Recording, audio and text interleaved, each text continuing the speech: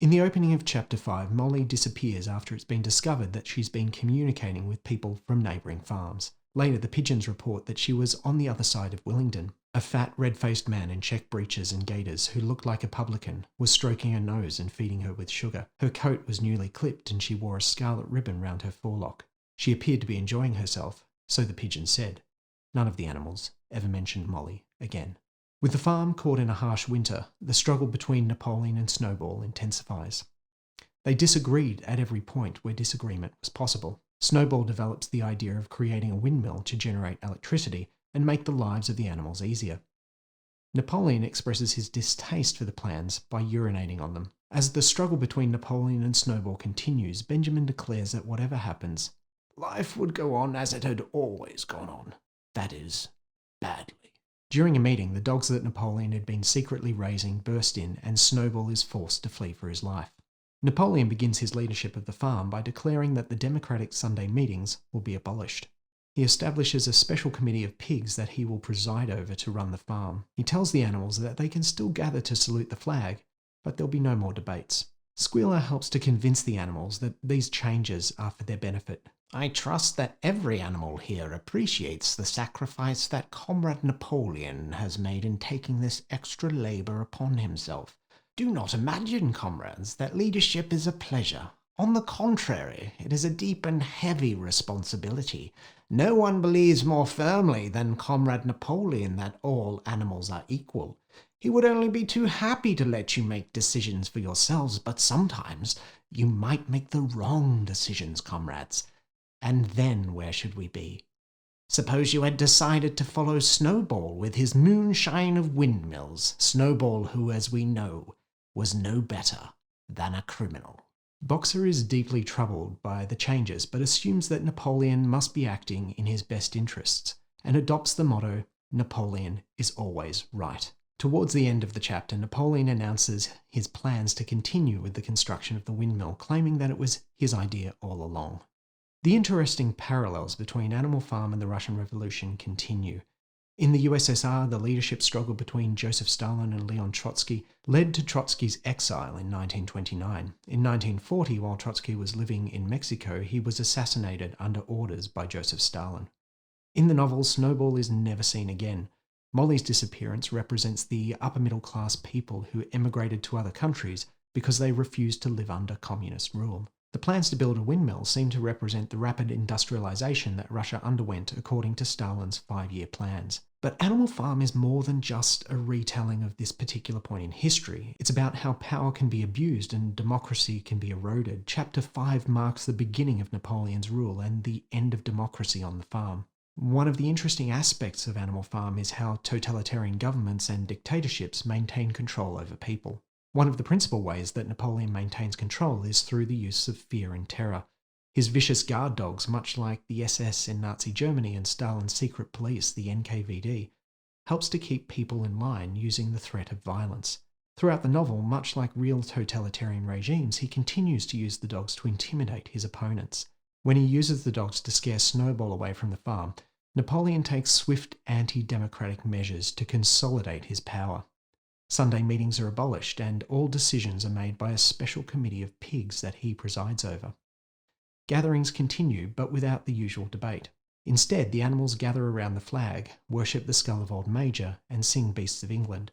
These meetings are no longer about healthy democratic debate, they're about showing subservience to Animal Farm and Napoleon. Having expelled Snowball, Napoleon sends Squealer out to downplay his role in the Battle of Cowshed and also convince them that the windmill was actually Napoleon's idea. Orwell was deeply troubled by the fact that lies and propaganda could influence what's written in history books. He expressed this sentiment in Homage to Catalonia, recounting his involvement in the Spanish Civil War. It will never be possible to get a completely accurate and unbiased account of the Barcelona fighting, because the necessary records do not exist. Future historians will have nothing to go upon except a massive accusations and party propaganda.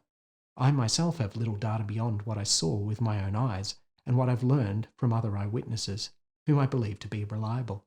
This kind of thing is frightening to me, because it often gives me the feeling that the very concept of objective truth is fading out of the world. After all, the chances are that those lies, or at any rate, similar lies, will pass into history.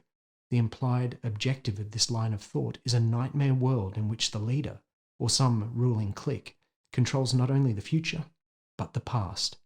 If the leader says of such and such an event, it never happened, well, it never happened. If he says that 2 and 2 are 5, well, 2 and 2 are 5. Chapter 5 ends ominously. After Squealer reveals that the windmill was actually Napoleon's idea, the dogs growl menacingly, and the animals accept it without further question. And here we are to have a very casual chat about Chapter 5. I hope you've got a pen or a highlighter and you're ready to underline a few different things here. The chapter really begins with a discussion of Molly and how she eventually disappears from Animal Farm. And, when you're looking at the character of Molly, it's very easy to say that perhaps she represents the bourgeois post the Russian Revolution, the sort of people who really wanted to maintain the status quo, who were loyal to the Tsar, and who quite often were landowners or capitalists or industrialists and that sort of thing.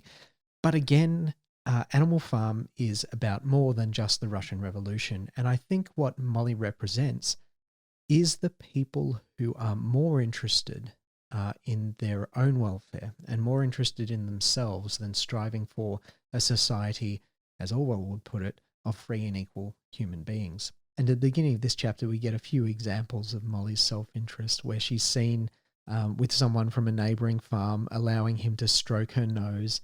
So I've highlighted that one. 3 days later, Molly disappeared for some weeks. Nothing was known of her whereabouts. Then the pigeons reported that they had seen her on the other side of Willingdon. I've also underlined the phrase, none of the animals ever mentioned Molly again. And again, I think she represents the type of person who is very interested in their own welfare and their own advancement, as opposed to the welfare of everyone else. And in that sense, her self-interest really helps to illustrate Orwell's desire, again, for a society of free and equal human beings. In this chapter, of course, we have the rivalry between Snowball and Napoleon. What I find interesting about this is during some of the debates that they were having, the way the slogan, 4 legs good, 2 legs bad, kind of sparks up at certain key points and drowns out any kind of debate. Of late the sheep had taken to bleating 4 legs good, 2 legs bad, both in and out of season, as they often interrupted the meeting with this. It was noticed that they were especially liable to break into 4 legs good, 2 legs bad at crucial moments in Snowball's speeches, so that idea that these type of very simplistic slogans can be used to drown out debate. Now, in this chapter, Snowball seems to very much be working in the interests of the animals. There's this initial promise that the windmill is going to be this amazing machine that makes their lives better.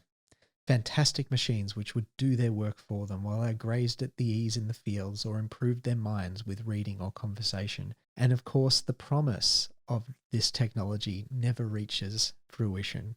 Another great thing about this chapter is the way Benjamin chimes in again.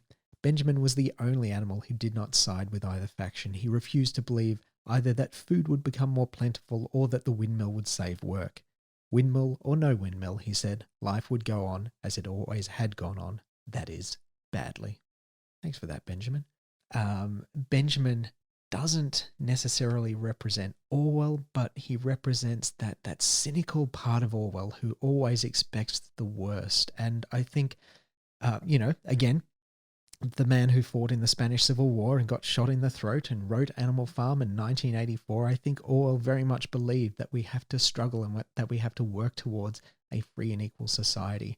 And perhaps Benjamin is Orwell reflecting on that aspect of his character and the fact that you need to struggle against that sort of cynicism and you need to do something. And of course, Napoleon makes his move in this chapter. He sends in the dogs. And what I think is interesting about this scene is the way that the animals were all too amazed and too frightened to speak. And of course, Snowball is chased away from the farm.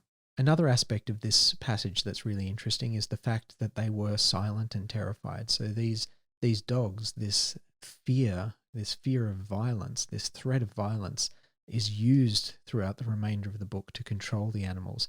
So that phrase, silent and terrified, to me is an important one because this turns out to be straight from the Despot Handbook. This is what totalitarian leaders and dictators the world over and throughout history have done to control people. And that's exactly what Napoleon's doing. Another phrase that I've underlined here to describe the dogs is fierce looking as wolves, which I think is useful when you're discussing them. And of course, what's fascinating is the way that Napoleon acts very, very quickly to get rid of any kind of democratic processes once he's eliminated his political rival. So the Sunday morning meetings come to an end, and all decisions are made by a special committee of pigs that Napoleon presides over. So I've highlighted that phrase there. There is a little bit of opposition to these anti-democratic movements, but of course in several chapters, Napoleon is going to act very swiftly to kind of quash that. And indeed what happens in this chapter is when those 4 young pigs start to raise objections about what Napoleon's doing, the dogs let out these menacing growls and the pigs fell silent and sat down again. I've also underlined that one because it's an important one. Again, this is how these authoritarian leaders keep control of people. It's interesting too in this chapter how the language starts to shift. And Squealer says loyalty and obedience are more important.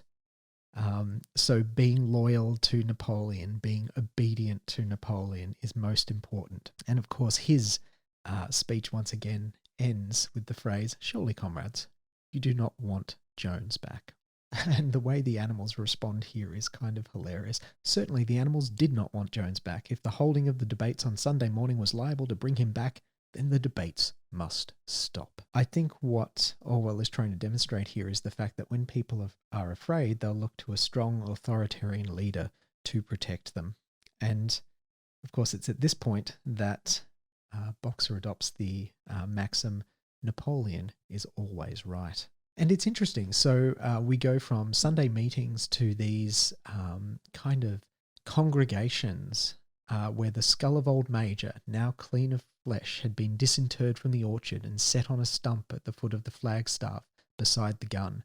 So we get the animals filing past the skull of old Major to pay their respects, similar in some ways to the sheer number of people who paid respect to Vladimir Lenin after his death. Again, these meetings are no longer a place for discussion and debate. They're a place to worship Animal Farm. What I really find interesting about this chapter as well is the way that the pigs start to rewrite history. That evening, Squealer explained privately to the other animals that Napoleon had never in reality been opposed to the windmill. On the contrary, it was he who had advocated it from the beginning, and the plan which Snowball had drawn on the floor of the incubator shed had actually been stolen from among Napoleon's papers. And again, Orwell was very concerned when he was fighting during the Spanish Civil War that what the party said or what a leader said and the sort of propaganda and the lies that were put about would eventually become history. And he was really concerned about that sort of thing. And this chapter ends on that note. Squealer spoke so persuasively, and the 3 dogs who happened to be with him growled so threateningly that they accepted his explanation without further question. That's chapter 5. Let's do some writing. As always, I'm going to get you to do a little bit of writing on this chapter with the topic, violence is the main way Napoleon takes control of the farm. Do you agree? I'd like you to begin with a topic sentence that states your stance on this topic. Do you agree that it's just violence that allows Napoleon to take control of the farm, or are there other things at play? Go on to explain this, making close reference to the novel and using short quotations in sentences of your own to support that discussion. Then, at the end, link back to the topic in your closing sentence. And that's it for Chapter 5. I hope you enjoyed the discussion, and I'll catch you next time.